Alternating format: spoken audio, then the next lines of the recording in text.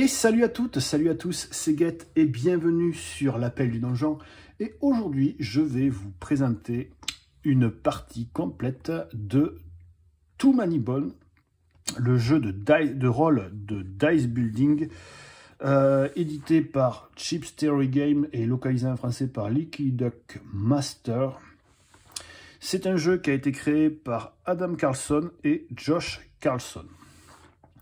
Si tout va bien, vous avez normalement vu l'unboxing Mystère 2, le retour, où vous avez pu voir un petit peu le matériel qu'il y avait dans cette magnifique boîte.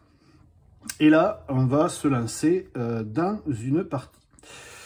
Pour être franc, c'est la deuxième partie que je fais filmer. La première, je m'étais fait tellement rouler dessus que je pense que c'était peut-être pas très intéressant à voir en vidéo. J'espère que ça se passera un peu mieux. C'est pas que je ne veux pas vous montrer des parties où je perds, il n'y a pas de souci, parce que je crois que je vais perdre cette partie de toute façon.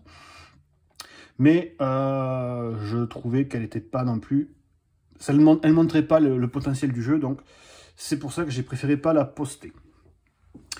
Et en plus, depuis que j'ai tourné, là, je crois que je suis à une bonne dizaine de parties. Et en plusieurs configurations, à 2 Gearlock, parce que les Gearlock, ce sont les personnages qu'on va jouer, à 2 Gearlock, à 1 Gearlock, bref.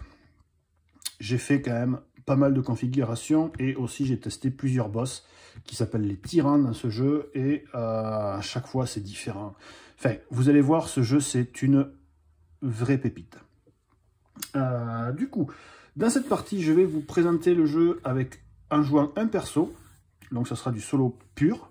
Vous verrez qu'il y a la différence, parce que quand même c'est un jeu en coop, donc on peut jouer en solo avec plusieurs personnages, mais là on va jouer avec un seul personnage, et on va affronter un boss qui est censé être le plus court, mais c'est pas forcément dire que le boss c'est le plus court, que c'est le plus facile. Dans cette vidéo, après cette intro qui est déjà un peu longue, nous allons voir la mise en place, et nous allons faire les 3 premiers jours du jeu.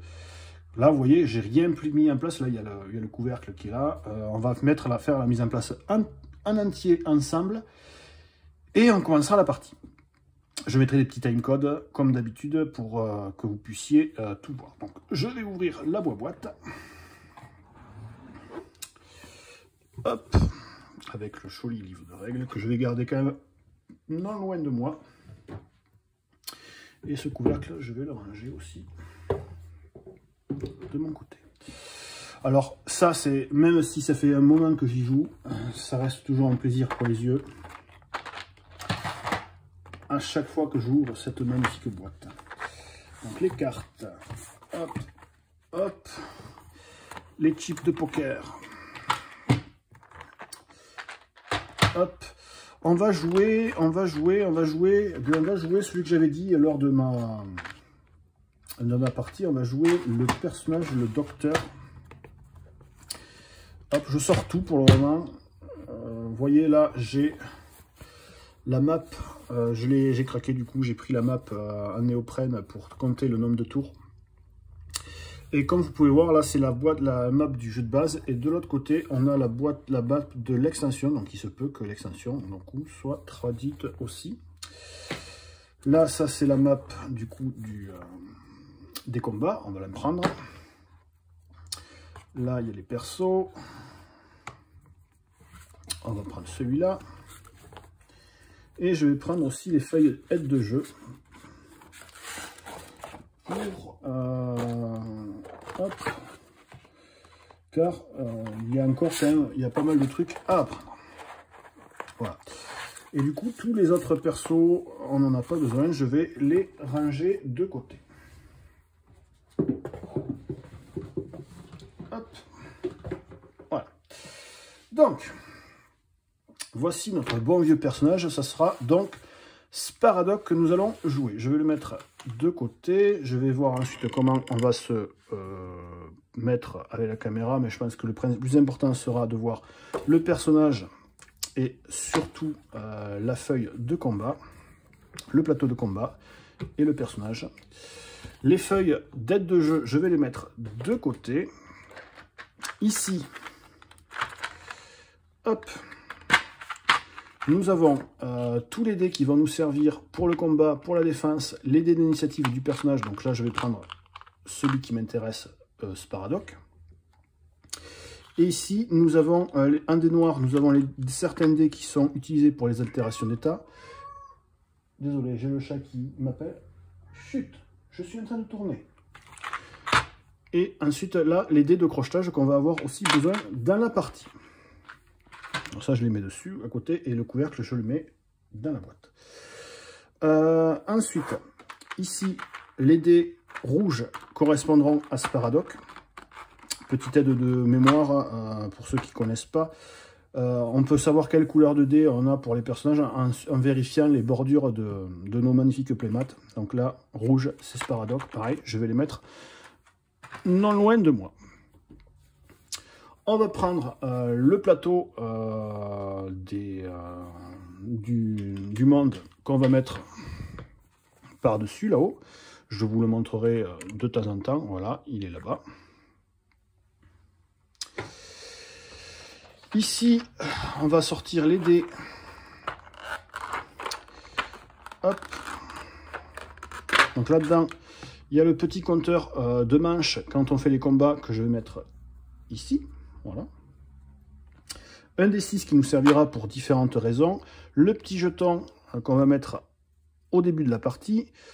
Les dés qui vont correspondre à l'initiative des monstres qui sont d'une couleur qui correspond à chacune des pistes qu'il y a là. Je mettrai d'après les jetons. Et là, ensuite, ce sont les dés des boss qui sont dédiés. Donc, on prendra le dé qui correspond au boss. Et là, j'ai encore quelques dés de combat que je vais mettre du coup là-bas. Voilà. Ensuite, on va prendre les cartes. Alors, ces cartes-là, toujours un régal à prendre en main, à mélanger. C'est trop bien. Donc, sur ces cartes-là, on va jouer en solo. Donc, on va regarder jeu de base solo. On va prendre que ces cartes-là quand on joue en solo. D'accord? Ensuite, on va prendre... Là, les cartes bleues, ce sont les tyrans, dont les boss qu'il y a dans le jeu. Et on va jouer avec Miam, comme vous pouvez le voir, durée de la partie, c'est celui qui durera le moins. Il y a, pour l'instant, j'ai utilisé que ces 3 boss, j'ai joué qu'avec ces 3 boss, et déjà les parties sont relativement sympas. Et donc voilà, donc là, on va jouer avec Miam, que je prends, je mets de côté, et du coup, tous ces boss, on n'en aura pas besoin, je les remets dans la boîte.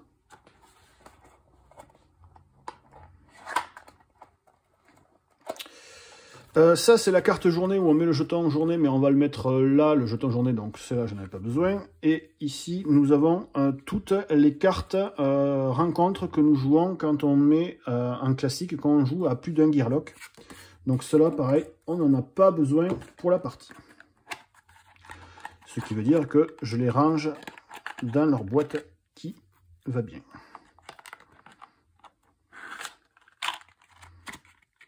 Tac.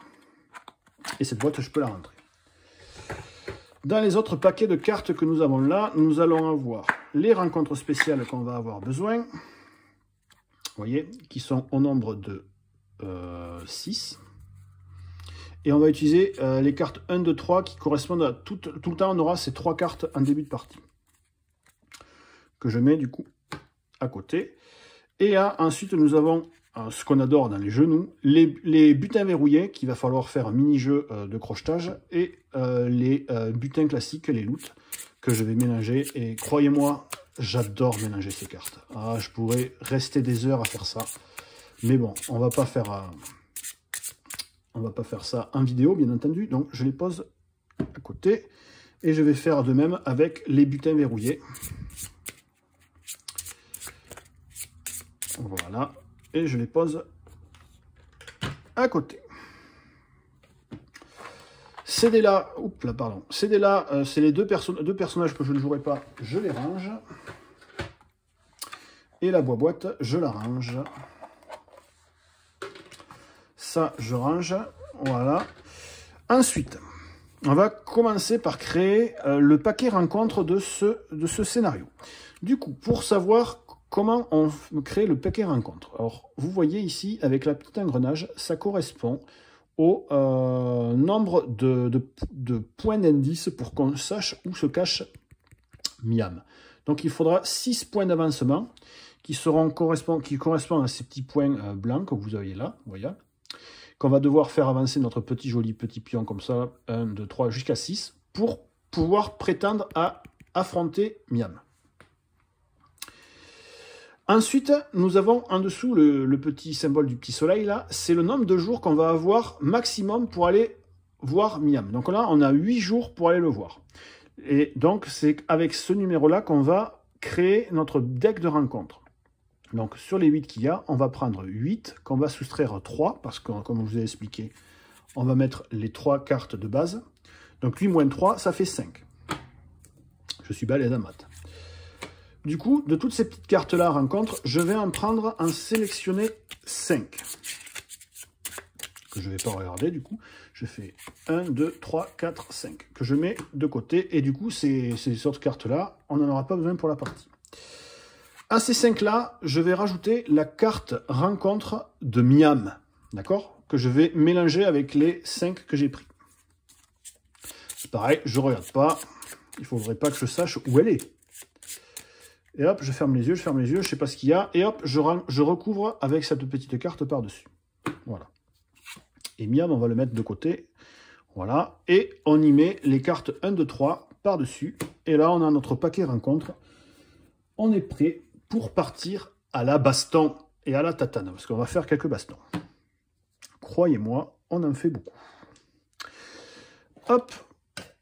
Je récupère mon jeton de Gearlock, et je fais attention de ne pas le mettre sur le côté où est-ce qu'il y a des petites étoiles, comme ça, parce que ça, c'est quand il est exalté, et là, en début de la partie, on joue quand il n'est pas exalté. Ces jolies boîtes, où est-ce qu'il y a les jetons, celle-là, je n'ai pas besoin, je la remets dans la boîte.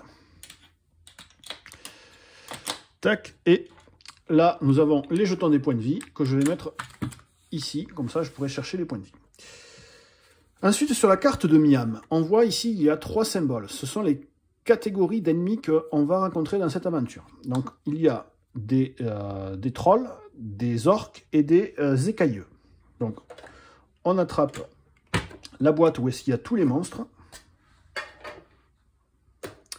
Et on cherche les familles en question. Donc ça, c'est le jeton, le compte-tour que je vais mettre sur 1 là-bas.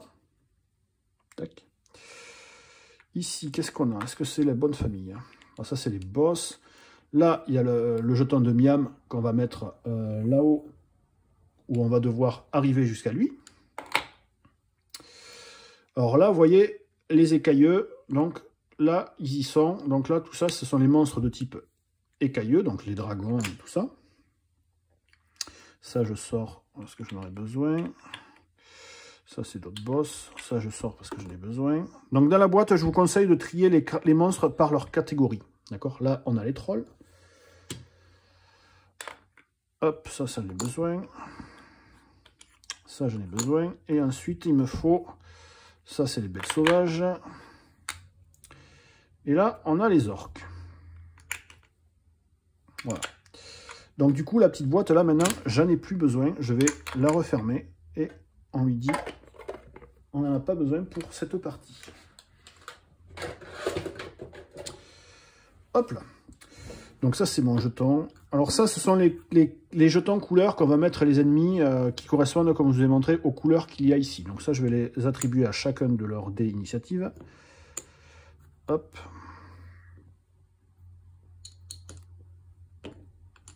Voilà. Et là, maintenant, la carte de Miam, on n'en a plus spécialement besoin. Et là, du coup, on va tous les prendre, on va tous les retourner. Comme vous pouvez voir, il y a différents points de vilains derrière. Des 1, des 2, enfin pas des 2, je suis con. Des 1, des 5 et même des 20. Les 20, ce sont des points de monstres vraiment très très puissants. Voilà, je vais les mélanger un peu, parce que là maintenant il faut que je les mélange. Et je vais les trier par catégorie. Donc là, on a les 2 20 que je vais mettre de côté. Tac, tac, les 1, hop, hop, hop, hop. Et croyez-moi, c'est extrêmement agréable à manipuler. C'est un truc de fou. On le mélange là, hop. Ce jeu est génial. Après, c'est pas que le matériel qui fait que le jeu est bon, mais ça, je pense que ça en fait quand même énormément partie. Voilà, je mélange un peu. Voilà.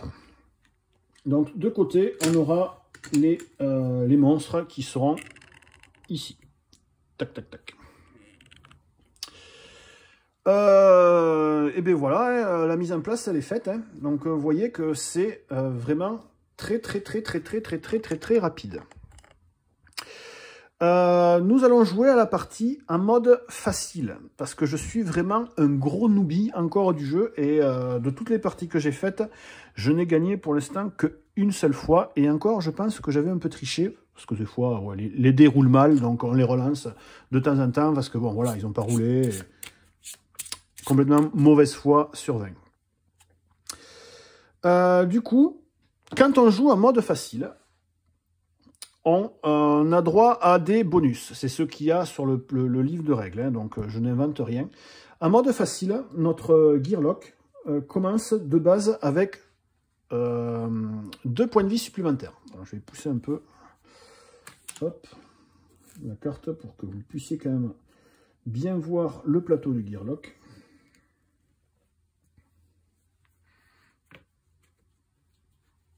Voilà. Donc, il a 5 points de vie. Donc, on va commencer avec 2 points de vie directs en plus pour quand on joue une partie facile. Donc, je prends un dé à 6 faces qui correspond à sa couleur et je la fais glisser là. Et ça, croyez-moi, ça, c'est satisfaisant parce que regardez, le truc, il tient. C'est parfait. Donc, on va prendre des pions de santé. D'accord? Et on va mettre 7 sous notre bon vieux Sparadoc. 1, 2, 3, 4, 5, 6 et 7. Voilà. Et on va commencer en plus avec une stat où on veut sur le plateau. Donc soit on peut mettre de la dextérité, de l'attaque, de la défense ou à prendre des capacités qu'il possède sur le plateau. D'accord? Donc je vais vous expliquer vite fait à quoi correspondent chacune de ces dites capacités. Ça, je n'ai pas besoin. On va les mettre là. La santé, alerte spoiler, c'est quand on n'en a plus, on est mort. Voilà. Donc là, on a 7 points de vie. Si on prend plus de 7 points de vie, on est KO. On n'est pas mort, on est KO.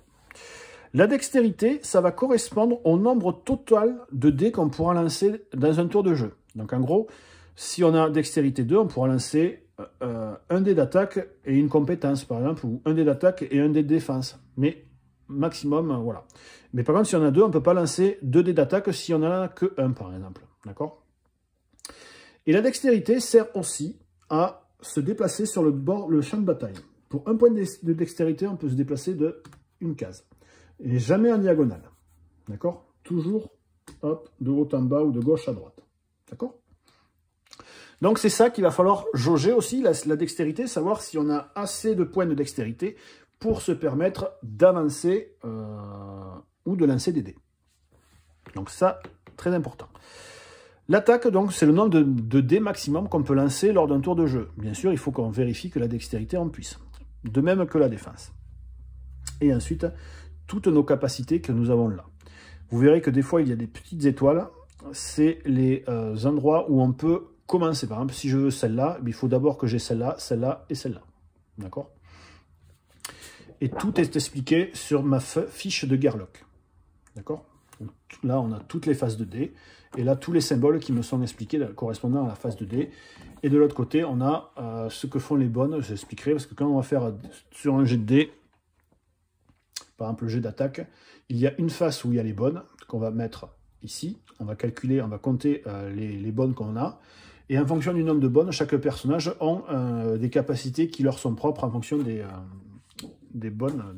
Est-ce que je vais utiliser bonnes plutôt que os, parce que c'est le nom du jeu, mais en fonction des bonnes qu'on va récupérer. Donc là, au début de la partie, j'ai le droit de rajouter un truc en plus. Et je vais rajouter de la défense. Ou sinon, non, de l'attaque, autant pour moi. On va rajouter un dé d'attaque. Donc pour pouvoir monter à niveau des statistiques, on peut monter à niveau de santé directement comme on le souhaite. Donc je décide d'augmenter un point de santé, hop, mon Gearlock gagnerait un point de santé. De même pour la dextérité, on peut la monter sans malus. Par contre, l'attaque et la défense, pour pouvoir monter d'un niveau d'attaque, il va falloir lancer un nombre de dés correspondant à la valeur qu'on avait avant de monter de niveau. Alors, par exemple, là, un dé d'attaque. Et si je fais un bon, je rate mon montage de niveau en attaque. Et je serai obligé de l'attribuer ailleurs. On ne perd pas notre point, ça c'est important. Et de même que pour la défense, il va falloir lancer un nombre de dés de défense. D'accord? Et pareil, si on fait un bon, on doit l'attribuer ailleurs. Sauf que contrairement à l'attaque, à la défense, on a le droit de le relancer une fois. D'accord? Donc là, l'attaque, je vais lancer. Génial. J'ai fait un bon. C'est cool. Donc, je ne vais pas pouvoir utiliser mon point d'attaque. Ah, ça, c'est embêtant quand même. Mais je vais faire monter la dextérité pour le de suite. Ou sinon, on va prendre peut-être sinon... Non, on va prendre les toxines. Allez, les toxines, comme ça, on va pouvoir empoisonner des ennemis. J'expliquerai comment ça marche, mais on va prendre ce jeton pour pouvoir empoisonner nos ennemis. Ça fera en guise d'attaque. Et voilà, donc notre personnage est monté. On va pouvoir lancer la partie. Et du coup, on va commencer par la première journée. Donc on regarde, on prend le paquet rencontre, là. Et on prend le premier truc. Normalement, quand on commence un tour, on avance le compteur de jours, mais là, pour la première journée, on ne l'avance pas. C'est parti, soyez indulgents avec moi pour la lecture, comme d'hab, je vais vous lire l'histoire, parce que oui, c'est quand même un peu narratif, même si c'est pas non plus... Mais moi, j'aime bien me raconter des histoires. Toi-même, chapeau soupe, tu sais. Alors, en partant d'Odembar, plus que 12 heures avant l'aube de la cérémonie d'adieu, qui changera sans nul doute la vie de tous les Gearlocks, et plus largement la vie de tous les habitants de Dilor. Nos armes et nos victuailles sont prêtes pour le départ, la nuit tombe déjà et l'adrénaline monte. Trouver le soleil ne sera pas chose aisée ce soir. Nous pourrions en profiter pour nous rendre dans les ruelles sombres de la ville et de récupérer des butins auprès de colporteurs véreux, ou bien nous entraîner encore un peu avant notre départ. Que faire? Donc on retourne la carte, donc là le paquet j'en ai pas besoin. Et généralement, une carte rencontre se présente comme ça avec un choix à faire. D'accord? Si on fait ce choix-là, on pourra récupérer les récompenses qu'il y a là. Si on fait celui-là, on pourra récupérer les récompenses qu'il y a là. Mais quoi qu'il en soit, quel que soit le choix, on récupérera la récompense qu'il y a là, si bien entendu, on réussit la carte. Du coup, on pourrait décider de s'entraîner un peu avant le départ. Si on se fait ça, on gagne 2 points de compétence en plus. Ou on pourrait voler du butin à un marchand suspect. Chaque Gearlock, on gagne en plus donc 1 point d'entraînement, mais en plus chaque Gearlock dans le groupe peut tirer 2 cartes butin et en choisir 1. Et en plus on pourra avancer de 1 sur la map pour arriver, comme je vous avais expliqué, là il en faut 6 pour trouver la tanière de Miam, ce méchant Miam. Donc, par habitude, pour l'instant, j'ai pris des montées de niveau, parce que c'est vrai qu'on en a vraiment besoin, des montées de niveau, donc je vais faire ça. Donc, on va monter de niveau. Je vais décider d'avoir mangé en attaque, donc je vais retenter. Là, c'est réussi. Du coup, je peux augmenter de 1 mon attaque. Voilà. Et je vais ensuite augmenter ma dextérité. Donc là, il n'y a pas besoin de G. Je l'augmente de 1, ma petite dextérité. Voilà.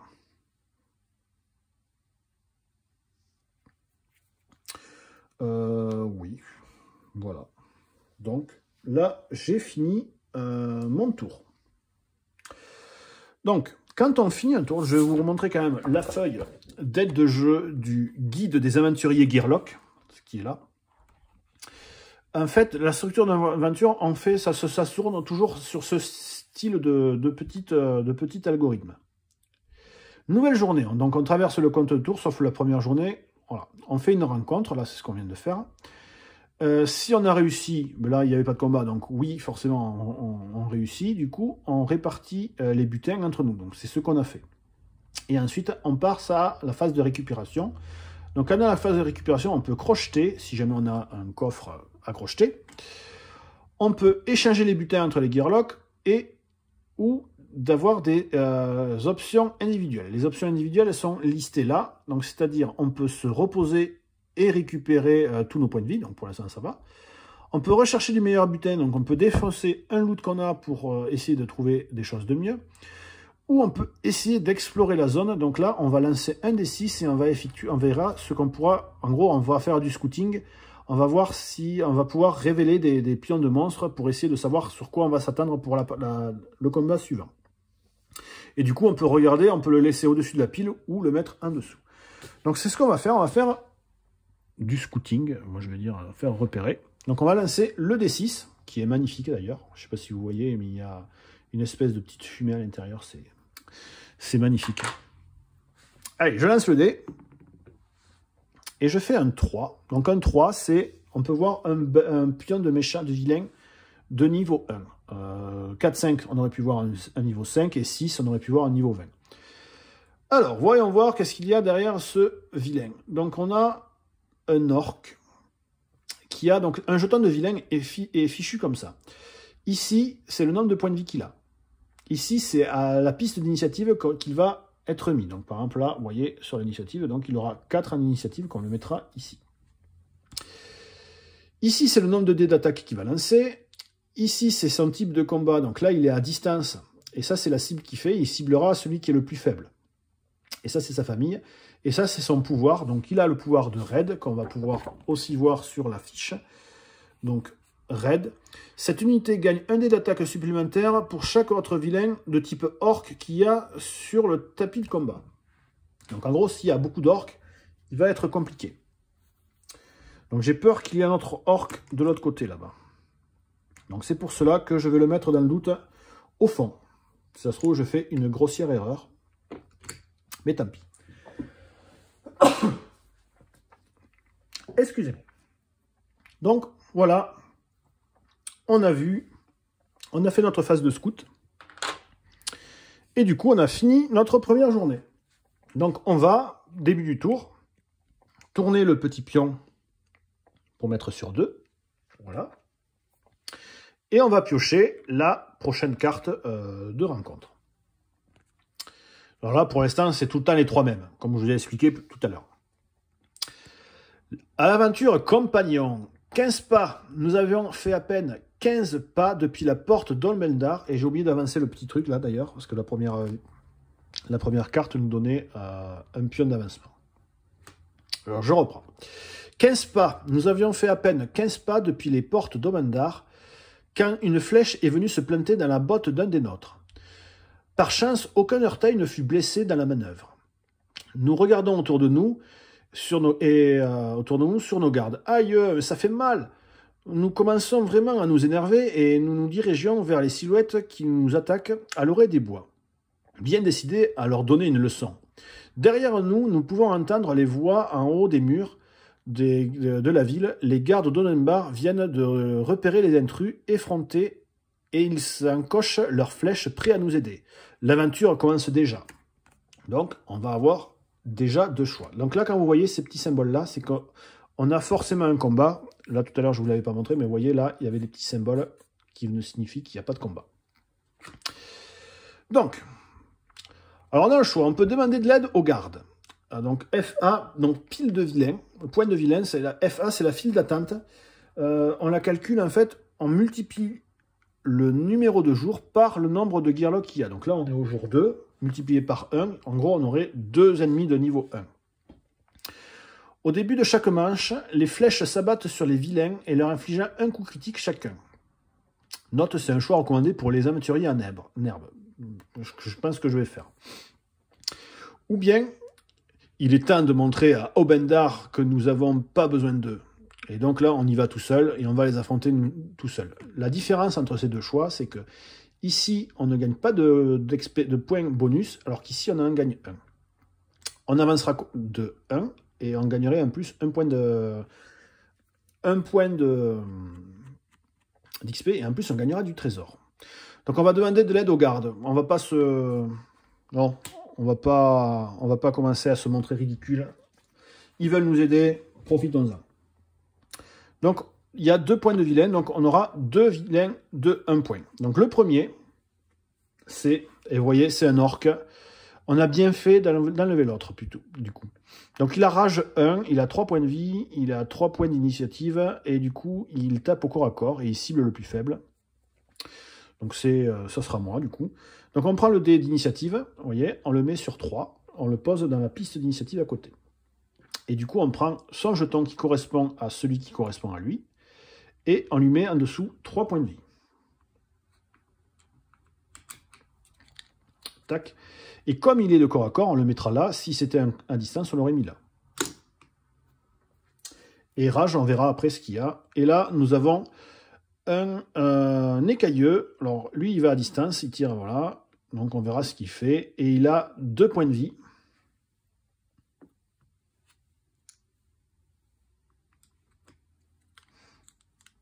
Voilà.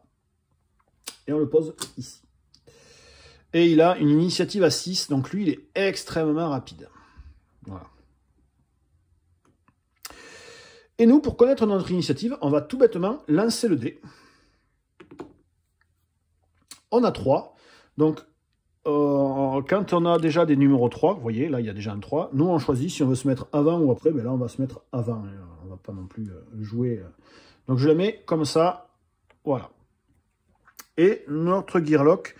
On va voir où est-ce qu'on se met. Donc, en fait, on va regarder maintenant les pouvoirs des monstres. Donc, l'orc, il a rage 1. Donc, on regarde ce que ça fait. Rage X.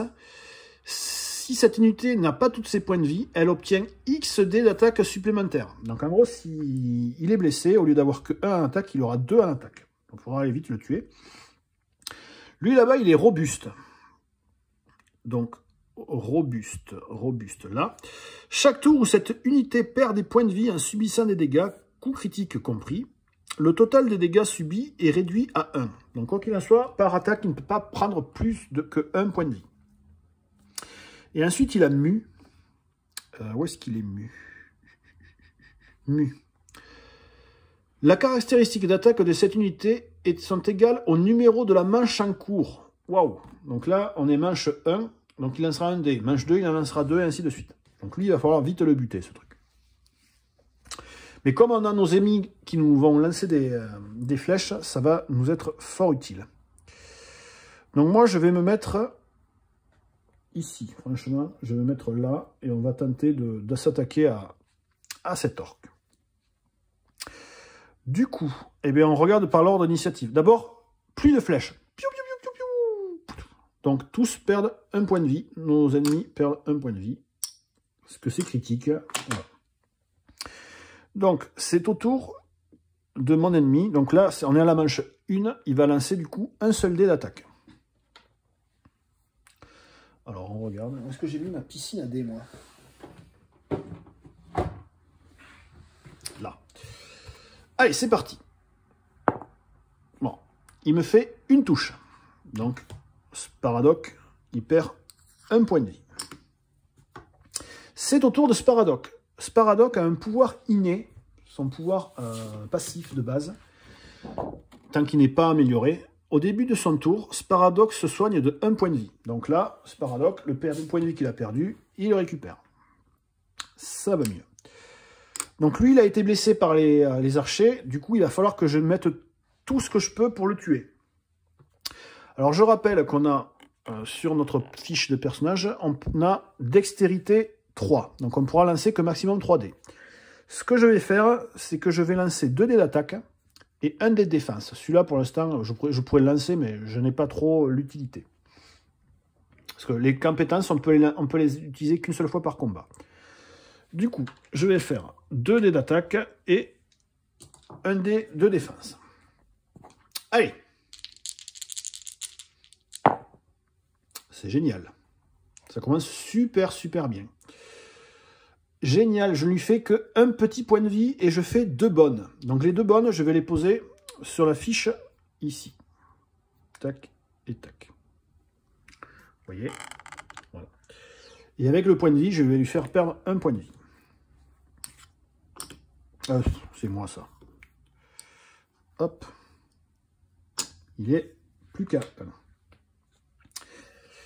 Et là, on peut voir ce qu'on peut faire avec les 2 bonnes qu'on a. Cure pour Gearlock. Un Gearlock de votre choix récupère un point de vie si je défausse mes 2 dés. Ça ne m'intéresse pas, du coup, je les garde. Du coup, moi, j'ai fini mon tour. Tac, c'est au tour maintenant de l'orque, et qui a rage 1, donc il va me lancer 2 dés. Et ça, c'est assez embêtant. J'espère que je ne vais pas trop en prendre plein la bouche. Et regardez, je prends quand même 3 dans la bouche. Hein. Tac. 3 points de vie. Ok. Et là, on a fini le tour, le round. Donc, on passe à la manche 2. Nouvelle manche. Les flèches qui tombent sur nos ennemis. Il leur restait chacun un point de vie.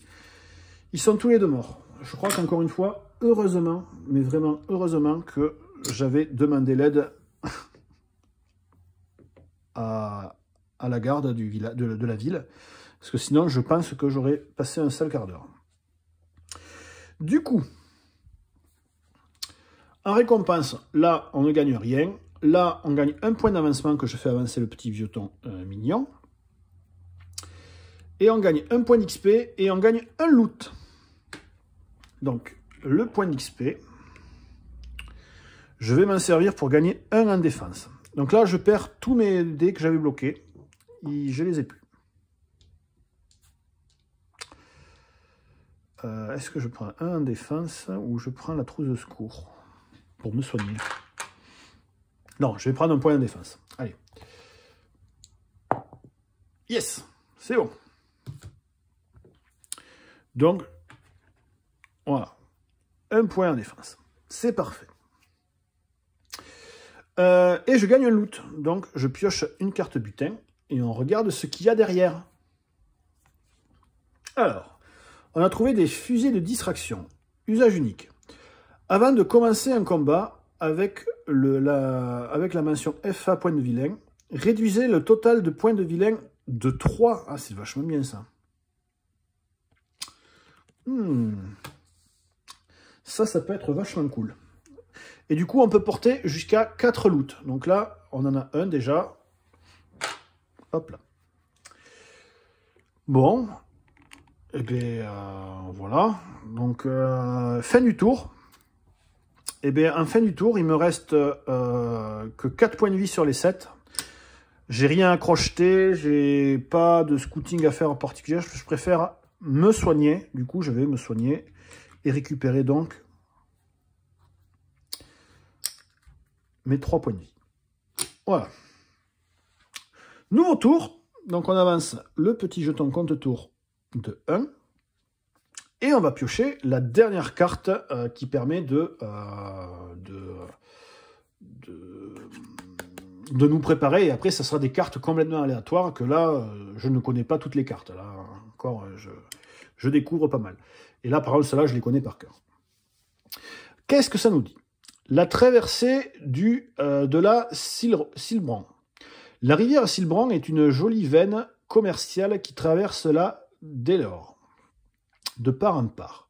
À cette heure de la journée, elle s'amuse à scintiller avec l'éclat chaleureux de la lumière du jour. Les ponts sont assez rares dans la région, ce qui nous fait cet endroit un lieu prisé par les éclaireurs ennemis. Soyons sur nos gardes, ne tombons pas dans un piège. Pour traverser, 2 options s'offrent à nous. Baisser les oreilles et tenter de se fondre dans la masse, ce qui est risqué mais potentiellement efficace. Ou attendre le crépuscule pour traverser en barque. Nous aurons alors moins de risques de nous faire repérer, mais cela nous implique de faire affaire avec le Molnor, une alliance de marchands, ce qui peut donc avoir quelques inconvénients. Donc, soit on cache nos oreilles et on joue les roturiers ordinaires, ce qui nous ferait avancer et on gagnerait encore un point d'XP. On lancerait par contre un D6 pour chaque Gearlock dans notre groupe. Si on obtient au moins 1 ou un 2, notre groupe est repéré. On cherchera la première carte de rencontre tirant dans le paquet et on la mettra de côté. et on mélangera les cartes et on la placera au-dessus du plaquet tirant. Donc en gros, on va rencontrer un événement lié à Miam. Ou sinon, on fait appel au service des Molles Nord, et là, il nous donnerait un loot comme ça à crocheter. Mais on ne gagnerait pas d'XP. Mais en plus, après, on prend une rencontre spéciale et qu'on la mélange dans le paquet. Quoi qu'il en soit, on avancerait de 1, mais si on va là, on avancerait de 2, et en plus, on gagnerait un autre point d'XP. Je pense quand même que je vais prendre le risque... Non, je vais quand même...